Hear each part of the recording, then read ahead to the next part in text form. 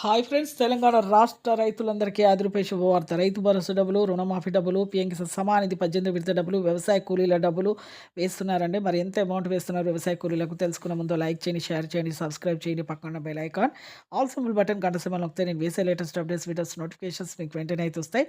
Late చేయకుండా అయితే వీడియోలకైతే వెళ్ళిపోదాం. రైతు భరోసా డబ్బులు ప్రతి ఒక్కరికి కూడా ఎకరానికి 7,500 చొప్పున సంవత్సరానికి 15,000 రూపాయలు అయితే వేస్తున్నారు. ఈకేవైసీ ఎంపీసీఐ లింక్ అయితే చేసుకోవాలి. Phone number Aadhaar card link చేసుకొని ఆధార్ కార్డ్ ఫోన్ నెంబర్ మళ్ళీ మీ బ్యాంక్ అకౌంట్ లింక్ చేసుకోండి.